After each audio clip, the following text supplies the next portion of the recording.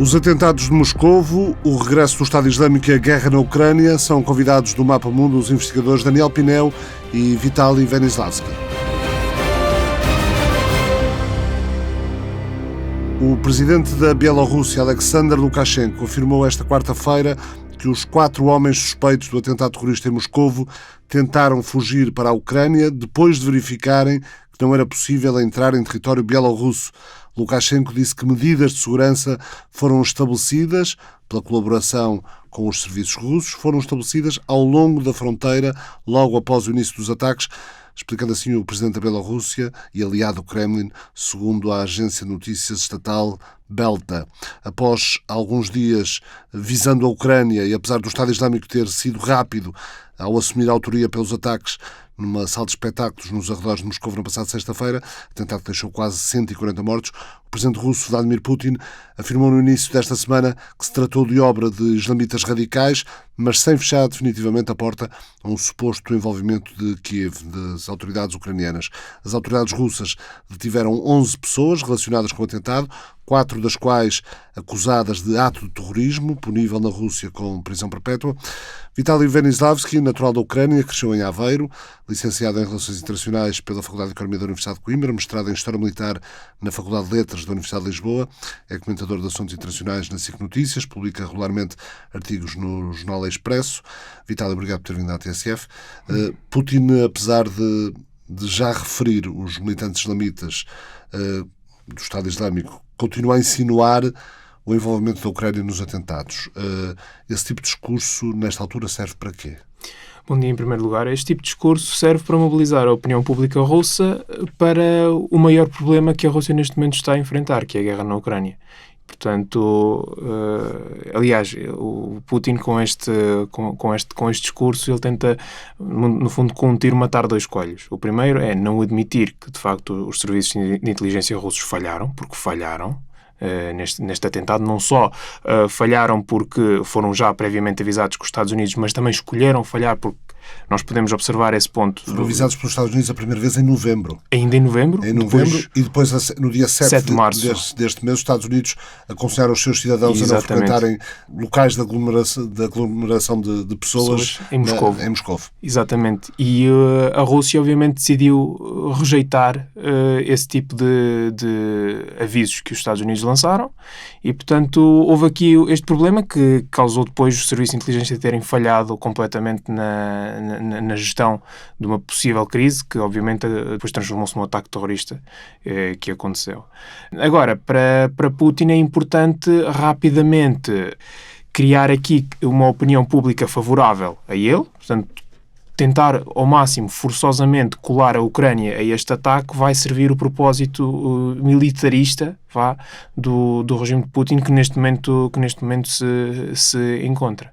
Há muitas provas de que há muitos vídeos até, não sei por acaso agora duvido que tenha havido nestas eleições, mas eleições anteriores, nestas eleições não sei se houve vídeos desse género, ao fim do dia nas estâncias de voto, uma senhora chegava com um molho de folhas, colocava-as na caixa e dizia, bom, o dia por hoje acabou.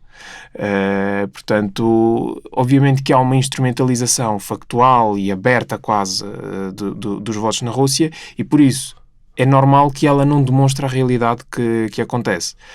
Mais uma vez, eu digo que a população russa apoia Vladimir Putin, talvez não 88%, mas talvez 40% a 50% de facto apoiam Vladimir Putin, mas não são valores que Vladimir Putin quer, sobretudo numa altura em que está em guerra. Ter metade da população a votar, ter metade da população a apoiá-lo é muito pouco e diga-se mais, a estatística ucraniana coloca quase 400 mil russos mortos. Mesmo sendo mais modesto nessa estatística e dizendo que são 300 mil, por exemplo, de quase certeza que desses 300 mil muitos votaram em Vladimir Putin. E, portanto... muitos mortos que votaram. Muitos mortos que votaram. E nós conhecemos bem essas dinâmicas em regimes ditatoriais, não é só uma invenção russa. Portanto, voltando à questão que me fez, há aqui de facto a situação que o regime de Putin não sai mais fortalecido pós-eleições. Ele sai com uma imagem mais forte, ele pode sair com um discurso mais legitimatório do seu próprio regime, mas não sai mais fortalecido de facto. E um ataque terrorista nessa altura pode mesmo abalar muito pouco o regime de Putin e vai obrigá-lo certamente a reagir com muita brutalidade na região do Cáucaso. Mas já vamos falar da reação, seja no Cáucaso, seja na Ucrânia, mas o atentado acaba, apesar de tudo, depois de um triunfo eleitoral, acaba por surgir na pior altura politicamente possível para Vladimir Putin. Sim, sem dúvida. O atentado surge numa altura muito má para Vladimir Putin, quando ele está a criar e a moldar um discurso de vitória, a moldar um discurso de força, e não só na vitória eleitoral, mas também estamos a falar da vitória militar na Ucrânia. Vladimir Putin, neste momento, está a preencher o espaço mediático até ocidental com o discurso de que a Ucrânia já está isolada, que a Ucrânia sozinha contra a Rússia não consegue fazer nada e que a vitória russa na Ucrânia é quase inevitável. Porquê? O objetivo é justamente esse. Falando do resultado, quer colocar os Estados Unidos de fora neste jogo, isolar a Ucrânia para derrotá-la. É esse o esquema da Rússia desde há 200 anos. Portanto, o atentado como fator detonador, digamos assim, de uma intensificação das operações militares contra a Ucrânia, sendo que essa intensificação já estava nos planos de Moscou. Sim, eu não acho que...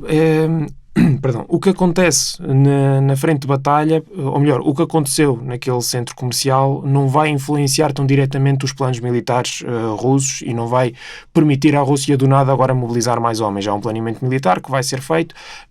Há talvez... Que já estava feito, aliás, a Ucrânia a fazer fé nas informações que a própria Ucrânia divulgou há cerca de 1 ou 2 semanas.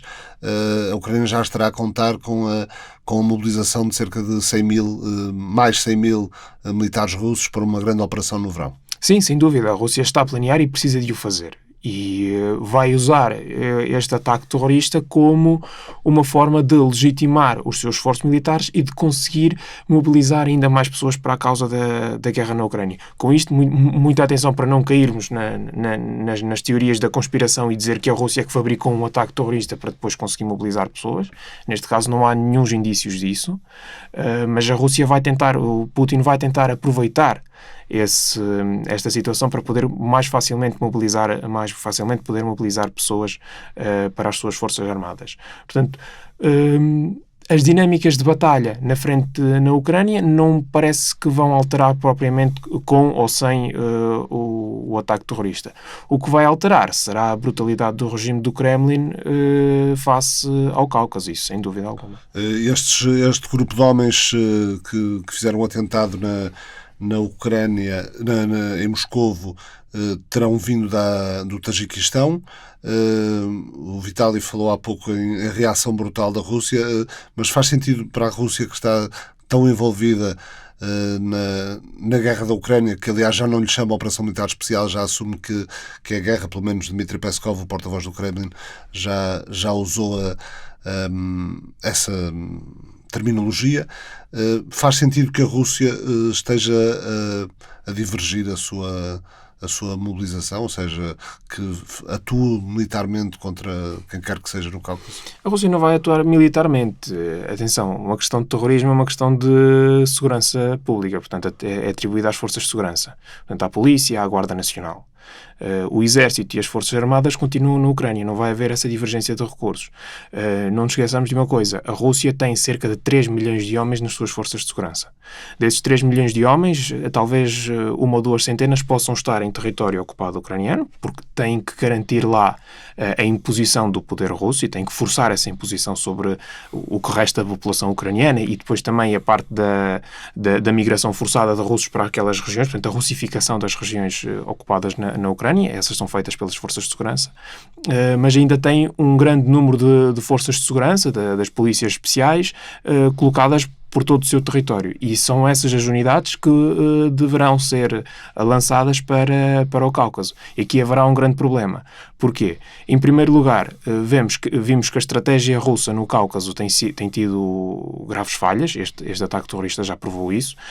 Apenas uma estratégia de contenção dos grupos terroristas, e isso é factual, não funciona. Tem que se, para além de uma derrota militar de grupos terroristas, tem que se também depois tentar fazer a subversão política dos mesmos e conseguir garantir apoio popular atuar nas zonas, nas aldeias onde esses grupos terroristas estão ativos. Tem que se garantir o apoio popular, no caso da Rússia, para com Moscovo, algo que a Rússia não tem conseguido fazer. A brutalidade das forças de segurança russas no Cáucaso, sobretudo até das forças de Kadyrov, tem deixado... O líder checheno. O líder checheno, exatamente. Tem deixado a população da Chechênia, da Ingushétia, do Daguestão, muito ressentidas e a sentir-se discriminadas e marginalizadas pelas forças de Moscovo. Uma delegação de eurodeputados esteve esta semana na capital ucraniana, em Kiev, onde pediu apoio urgente para as autoridades ucranianas fazerem frente à invasão russa através do fornecimento rápido e sustentado de armas e munições durante o tempo que for necessário e também a apreensão de bens russos. Sem isso, Vitaly, o seu país vai perder esta guerra no decorrer deste ano? Colocar prazos é muito complicado. Uma coisa muito certa na arte da guerra é que se nós sabemos o prazo exato do fim dessa guerra, esse prazo é o dia 2. Se sabe que alguém vai perder a guerra, não vale a pena continuá-la. Isso é uma questão da arte da guerra pura e dura, senão vamos levar-se à destruição total que ninguém quer. Portanto, o primeiro ponto, colocar prazo não vale a pena, mas de facto o que diz está certíssimo. Se a Ucrânia não tem armas, não tem com que se defender, não se pode defender, é simples quanto isso. Portanto, é fundamental neste momento garantir que a Ucrânia consegue ter um poder de fogo suficiente para se defender. Neste momento as tropas ucranianas estão a recuar, quase em todas as frentes, estão com dificuldades em segurar a Rússia. Temos neste momento uma cadência de tiro de 1 para 10. Um tiro ucraniano equivale a 10 tiros russos. Portanto, neste momento o que a Ucrânia precisa rapidamente é peças de artilharia, o tal 1 milhão que a União Europeia prometeu ainda no ano passado que não conseguiu quando conseguiu reunir, produzir e entregar, e que agora estão simplesmente a reunir. Portanto, desistiram da ideia de os produzir e estão simplesmente a reunir esse 1 milhão de munições para entregar à Ucrânia. E muito mais importante do que isso são os mísseis antiaéreos. São sempre peças tecnologicamente extremamente avançadas, muito caras e que a Ucrânia não tem capacidade de produzir, portanto tem que pedir ao Ocidente. Vamos então falar um pouco do Estado Islâmico de Khorasan, o ISK, ou ISIS-K, ou Estado Islâmico K. Deu-se a conhecer ao mundo com o atentado no aeroporto de Cabul em agosto de 2021. O atentado fez 150 mortos, incluindo 12 marinos americanos. Morreram mais militares americanos nesse dia do que nos 10 anos anteriores de presença dos Estados Unidos em solo afegão. Depois, entre setembro e novembro, 76 atentados. Mas o grupo já tem atividades desde 2015 no distrito de Hashim, em Nangarhar, no Afeganistão, uma zona 100% pashtun, particularmente da etnia Shinwari. Foi bastião da resistência aos russos, é agora bastião do ramo afegão do Estado Islâmico. Khorasan vai do nordeste do Irão, inclui partes do Afeganistão até às antigas repúblicas soviéticas da Ásia Central. Este grupo que fez os atentados em Moscovo, como já se disse, terá partido do Tajiquistão. Khorasan quer dizer província de leste, em persa significa de onde o sol chega. São dissidentes dos talibãs. O emir do califado que declararam na província de Nangarhar é Shahab al-Muhajir. Não tem sequer 30 anos de idade, mas foi membro da guarda especial do poderoso Rashid Dostum, que foi vice-presidente do Afeganistão na década passada, mas que nos anos 90 foi um dos senhores da guerra que destruíram o país após o fim da ocupação soviética. Assumidos inimigos dos talibãs, têm particular apreço em massacrar os Hazaras, uma minoria também no Afeganistão. Foi no distrito de Hashim onde nasceu o Estado Islâmico Khorasan, que os Estados Unidos lançaram em 2017 a Moab, a Mother of All the Bombs, Massive Ordnance Air Blast, a bomba mais potente ao dispor na altura do exército dos Estados Unidos. Lançaram essa bomba sobre uma rede de túneis, precisamente do Estado Islâmico de Khorasan, matando dezenas de militantes. Estimavam os Estados Unidos que o grupo tinha cerca de 2.500 militantes em 2015, atualmente serão menos de 1.000, mas entretanto começaram a conseguir recrutar no estrangeiro, nomeadamente em países da Europa Ocidental. Este grupo é um problema, já atuou recentemente, para além do Afeganistão, no Irão, na República Islâmica do Irão, e também, agora como vimos, em Moscovo, na Federação Russa. É um perigo também para a Europa Ocidental? Claro que é. Primeiro, é um grupo que é assente num conjunto de ideais fundamentais islâmicos. E, portanto, só por aí entendemos que apenas pela via militar não se consegue destruir. Pela via militar nós conseguimos destruir as suas capacidades de causar insegurança, seja em qualquer país que for, mas a sua destruição passa pela derrota ideológica desse grupo, que é muito complicada, porque desde pequenas aldeias, desde pequenas vilas, em regiões que têm uma população jovem altíssima, é muito complicado para quer os países ocidentais, quer países da Ásia Central, por exemplo, o Cazaquistão, os chamados stands, possam intervir. Quer, por exemplo, no Afeganistão, onde nem os talibãs controlam 100% do território afegão. Portanto, sendo este tipo de grupo, é óbvio que tem uma identidade religiosa salafita, portanto, muito conservadora do próprio Islã, até de alguma forma revisionista. E este grupo opta pela via opta pela jihad, ou seja, por causar danos a todos aqueles que consideram ser os inimigos do Islã. O que é que isto significa? Que qualquer um que possa ser considerado inimigo do ISIS-K vai se tornar num alvo e a sua maior força é o terrorismo. Portanto, obviamente que para a União Europeia é um grande risco e a própria União Europeia pode mesmo, e talvez até seja um alvo, e é um alvo desse ISIS-K. Por isso é que é importantíssimo, e eu já disse isso antes, que mesmo que a União Europeia, as nossas estruturas, o Interpol, o Europol, junto com as estruturas de segurança dos Estados Unidos, se têm informações de que o ISIS-K pode continuar a fazer atentados terroristas na Rússia, nós temos mesmo que tornar essas informações públicas, através da via pública, tentar informar a Rússia das mesmas, porque disso também depende a nossa segurança. É verdade que a Rússia é uma ameaça existencial e está a ser cada vez maior, uma ameaça existencial para a Europa, mas o facto da Rússia não poder ter dificuldades em controlar a sua segurança interna também pode ter um spill-off para os territórios da União Europeia. Chamou este Mapa Mundo o investigador Daniel Pinel, professor no Colégio Universitário de Amsterdão, nos Países Baixos, licenciado em Relações Internacionais pela Faculdade de Ciências Sociais Humanas da Universidade Nova de Lisboa, mestrado em Política Internacional na Universidade de Aberystwyth, no Reino Unido, é doutorado em Estudos Críticos de Segurança pela mesma universidade, tese sobre reforma das forças policiais como ferramenta de política externa dos Estados Unidos, foi investigador no Center for Global Studies da George Mason University em Washington, professor na Universidade de Coimbra também durante alguns anos, é comentador de política internacional na SIC Notícias.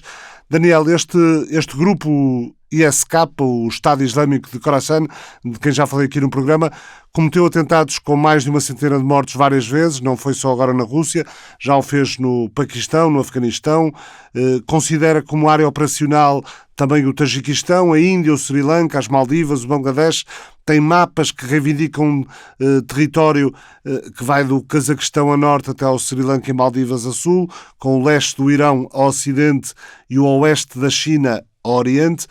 É, portanto, um grupo que constitui, nesta altura, efetivamente uma ameaça à estabilidade em toda esta vasta região e também além dela, por exemplo, à União Europeia, ou devemos pensar só neles numa área mais restrita? Olá, boa tarde. Eu creio que o Estado Islâmico na província do Khorasan, que é afiliado ou faz parte ou é um ramo do Estado Islâmico, mas que tem alguma autonomia estratégica além do enfoque mais regional, não tem apenas uma estratégia regional. Se isso fosse o caso, não tinha feito ataques contra os Estados Unidos em áreas fora da sua área operacional de controle, quando estava, por exemplo, muito focado no Afeganistão, onde fez muitos mortos americanos, mas também fez noutras zonas, e não fazia ataques na Rússia. Agora, independentemente do território que idealmente proclamariam como seu, o que nós temos visto é que talvez o segundo ou terceiro maior inimigo, seja em termos da sua propaganda interna, seja em termos do número de ataques que nós vemos, é a Rússia. E isso acontece já há muito tempo. E isso tem a ver com questões particulares históricas que têm a ver com a questão do Afeganistão, onde o grupo essencialmente começou, ou se implementou mais cedo, ou se implementou com mais força, mas isso tem também a ver com as políticas russas na Ásia Central, de onde um número muito significativo de recrutas vem. Portanto, se nós pensarmos nas políticas de contra-terrorismo russas Elas têm sido particularmente repressivas na área do Cáucaso, mas também na área da Ásia Central têm acontecido desenvolvimentos importantes, e muitos dos movimentos que são reprimidos pelos países como o Tajiquistão, o Cazaquistão, o Uzbequistão, o Quirguistão, a China, depois não conseguem ter áreas seguras para se organizarem e muitas vezes enviam recrutas para áreas controladas pelo Estado Islâmico do Khorasan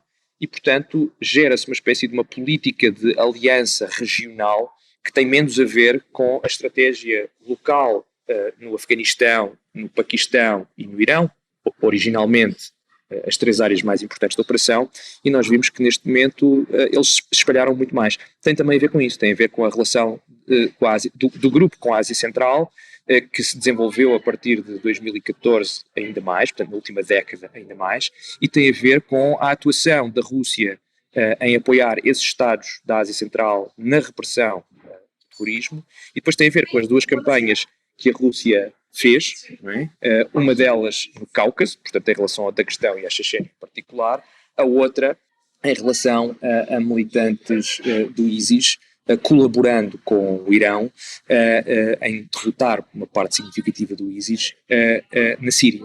E portanto, claro que o Irão, para o ISIS-K, é um adversário muitíssimo mais saliente, e os Estados Unidos são um adversário que lhes granjeia muito mais popularidade global, mas a Rússia será o seu terceiro, talvez, adversário estratégico mais importante durante a última década. Falaste na Síria também pelo apoio da Rússia ao presidente Bashar al-Assad. Precisamente.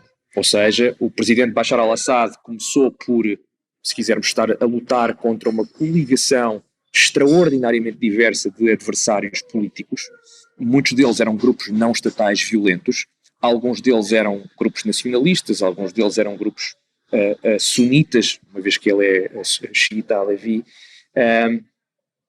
muitos deles eram grupos afiliados com a Al-Qaeda, mas havia muitos grupos. O Estado Islâmico, portanto não o Estado Islâmico Província do Khorasan, este que estamos a discutir, mas o Estado Islâmico, a sua organização mãe, se quisermos, começa por federar uma série, portanto, independentizar-se da Al-Qaeda depois de federar uma série de pequenos grupos e grupúsculos que se opunham a Assad. Quando tanto o Irão como a Rússia entram em apoio de Assad contra estes rebeldes, eles estão a lutar contra o Estado Islâmico. E, portanto, claro que os Estados Unidos foram extraordinariamente importantes e a coligação liderada dos Estados Unidos e o poder aéreo da NATO foram muito importantes para atacar o Estado Islâmico do ponto de vista territorial, ou seja, de deixar de ter uma base territorial funcional e um quasi-Estado ou um proto-Estado funcional. É claro que os aliados dos Estados Unidos na região, nomeadamente os grupos curdos, foram, do ponto de vista operacional e no terreno, em algumas áreas, sobretudo na Síria e no norte do Iraque, os mais mortíferos para o Estado Islâmico, mas as operações da Rússia na Síria contra os seus grupos afiliados fez com que houvesse uma inimizade muito grande do Estado Islâmico em geral e em particular do Estado Islâmico do Khorasan, como eu dizia, por causa da ligação ao Cáucaso, aos militantes do Cáucaso e aos militantes da Ásia Central. Muitos deles se foram depois reagrupar no Afeganistão. Já aqui falámos do atentado no aeroporto de Cabul em agosto de 2021, também no facto deste grupo estar operacional e a cometer atentados desde 2015, quando surgiu, embora hoje em dia, depois da consolidação ou do regresso dos talibãs ao poder, já praticamente não controlem território no Afeganistão. Este é um grupo que, por exemplo, matou 92 pessoas num casamento em Cabul, mais de 1,5 de feridos, também várias pessoas num ataque ao escritório de uma organização que ajuda crianças, o Save the Children, também na capital afegã, atacou universidades, centros educativos, órgãos de comunicação social onde havia mulheres a trabalhar. Estamos, portanto, perante um grupo com uma interpretação muito radical do Islão. Sim, particularmente radical do Islão. Aliás, não apenas o ISIS da província do Khorasan é, de longe, o grupo mais mortífero, mais até em certos anos, tendo provocado mais mortes por terrorismo. Não estamos a falar de mortes, por exemplo, de soldados ou de combatentes, mas de mortes de civis. Houve vários anos em que foi o grupo mais mortífero do Afeganistão, não quero mentir, mas se não estou em erro, pelos últimos relatórios que vi, num dos anos da última década foi também o grupo mais mortífero no Paquistão. Esse é o ISIS da província do Khorasan. A sua entidade-mãe, o ISIS, é um dos 4 grupos mais mortíferos consistentemente nos últimos 5 a 7 anos. Sempre. Quando mencionamos os grupos mais mortíferos terroristas a nível mundial, com maior número de mortes, um deles é sempre o Estado Islâmico. Depois temos o Boko Haram, temos o Al-Shabaab, temos vários outros, e depois muda de ano para ano. O que é que isto significa? Significa que já na altura, quando estavam a começar, e ainda não tinha havido não é uma cisão, mas esta estrutura de províncias com grupos mais ou menos, com grupos semi-autónomos como o ISIS da província do Khorasan, o Estado Islâmico, uma das razões que levou o Estado Islâmico a quebrar laços com a Al-Qaeda, repare-se, foi ser demasiado extremo para a Al-Qaeda, ou seja, além de atacar tropas de poderes ocupantes, como por exemplo os Estados Unidos, ou tropas britânicas ou da NATO, além disso tinha campanhas para atacar minorias no Iraque, no Afeganistão, na Síria, de forma extraordinariamente violenta. Aliás, há um debate estratégico muito importante entre na altura, a pessoa que se viria a tornar Abu Musab al-Zarqawi, um dos primeiros líderes do Estado Islâmico, não é verdade, e al-Zawahiri, na altura o líder,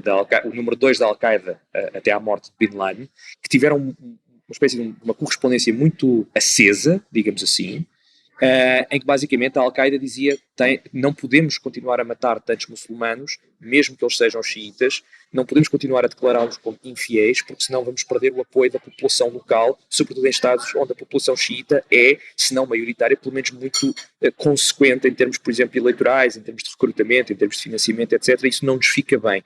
E o Estado Islâmico, por uma questão de, se quisermos, de pureza doutrinária, radicalizou-se ainda mais do que a Al-Qaeda, independentizou-se da Al-Qaeda, suplantou a Al-Qaeda e conduziu várias campanhas extraordinariamente mortíferas contra minorias étnicas e esteve também envolvido precisamente nesse tipo de políticas, por exemplo, em áreas do Paquistão e sobretudo no Afeganistão. Portanto, de facto, sim, é muito difícil dizer que são de uma enorme pureza ideológica, no sentido em que são bastante sincréticos nas doutrinas que seguem. É até difícil para quem estuda ideologia jihadista perceber exatamente as raízes ou exatamente a natureza hoje da ideologia do Estado Islâmico. É muito sui generis desse ponto de vista, não é muito ortodoxa desse ponto de vista, mas é certamente bastante intolerante de outras interpretações e vê sobretudo outros grupos, inclusive outros grupos armados, como sendo seus rivais. Por exemplo, no caso do Afeganistão, tem uma rivalidade extraordinária com os talibã e durante alguns anos, na verdade, provocaram mais baixas a combatentes e comandantes talibã do que as forças da coligação NATO, sobretudo já depois de 2014 e do início da retirada. E, portanto, desse ponto de vista, sim, há isso. Portanto, tem alguma capacidade operacional. No caso da Rússia, parece-me que é importante perceber que estão também são capazes de montar algumas operações, ou bastantes operações, na verdade. Se pensarmos, a Rússia tem sido consequentemente um alvo desde 2014 até agora.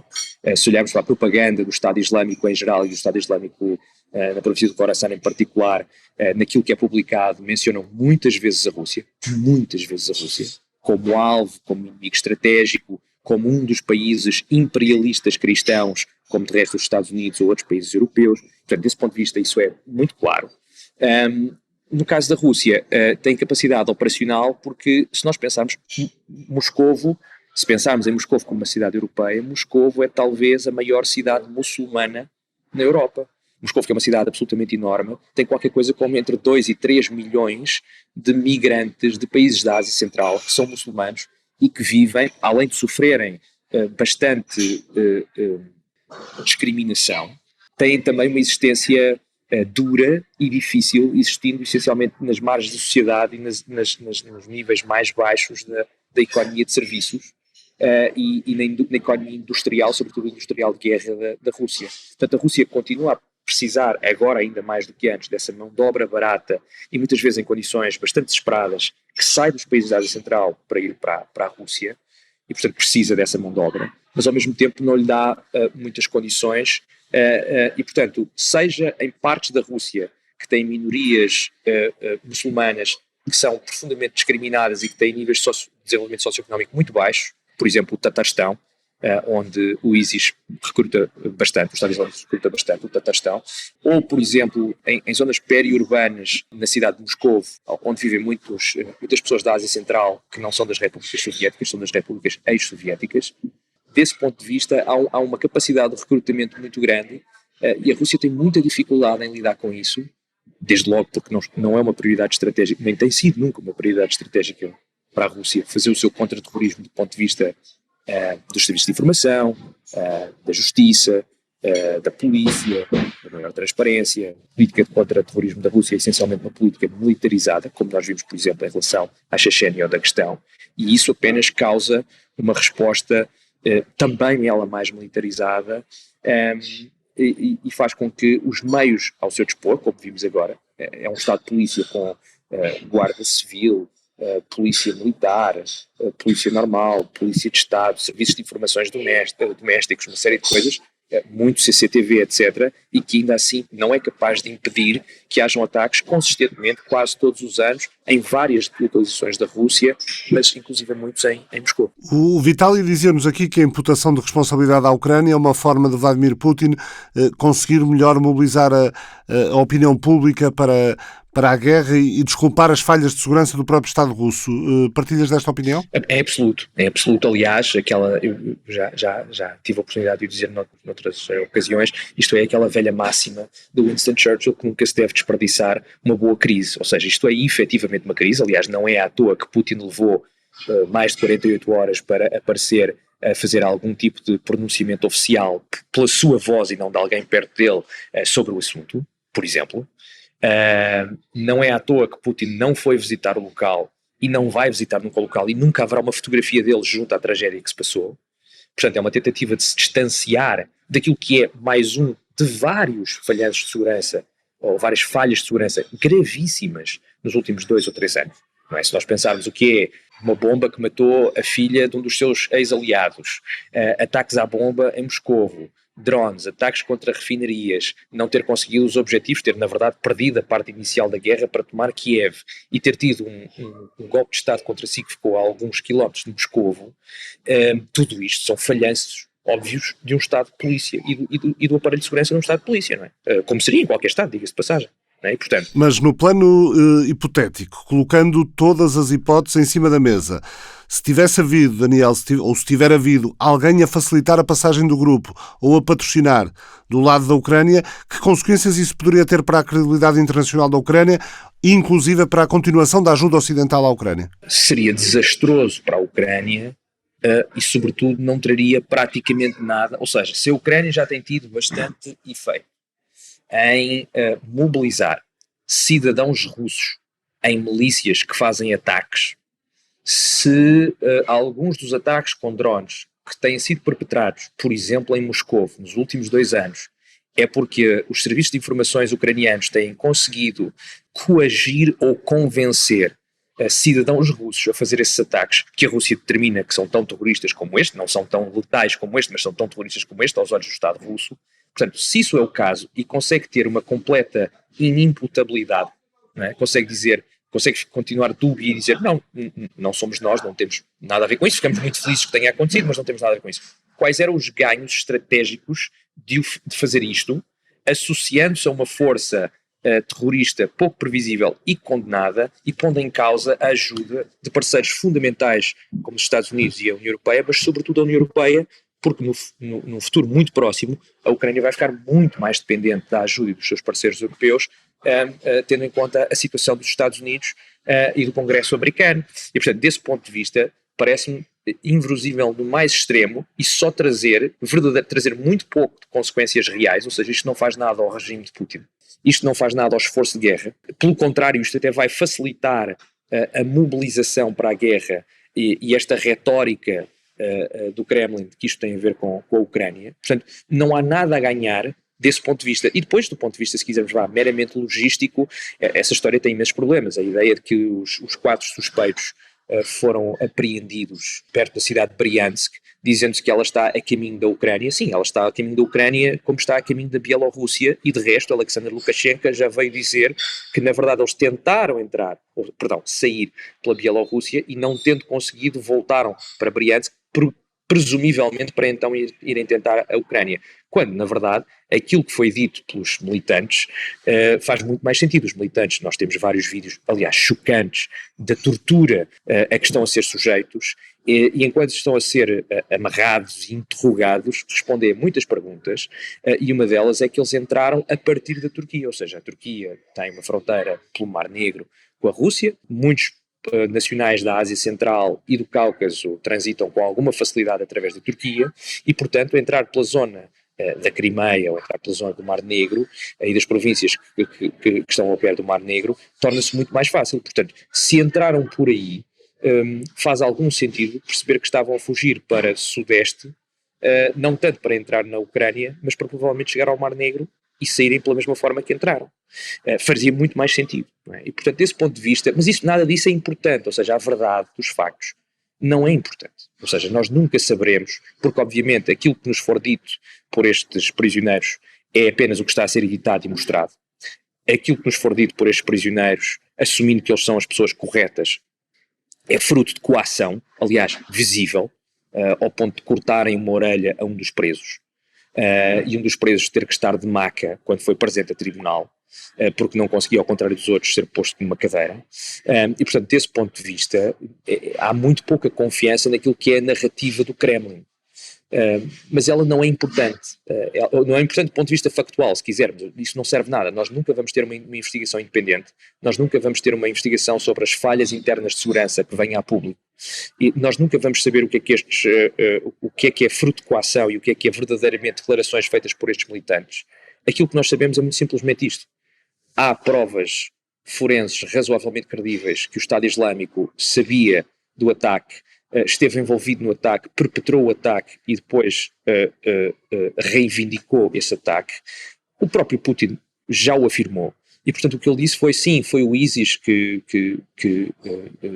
o fez, mas resta saber a soldo de quem, assumindo que não há uma relação entre a Rússia e o ISIS, ou que a Rússia não está em guerra com o ISIS, e indo buscar um tropo bastante antigo, que já tem mais de 20 anos, já vem da guerra ao terror, e que é a Rússia a dizer que há um link, se quisermos, entre a CIA e os Estados Unidos e o Estado Islâmico, não é? E que isto é uma espécie de uma força que ajuda os Estados Unidos a desestabilizarem o Médio Oriente e a desestabilizarem os aliados da Rússia, como a Síria ou como o Irão.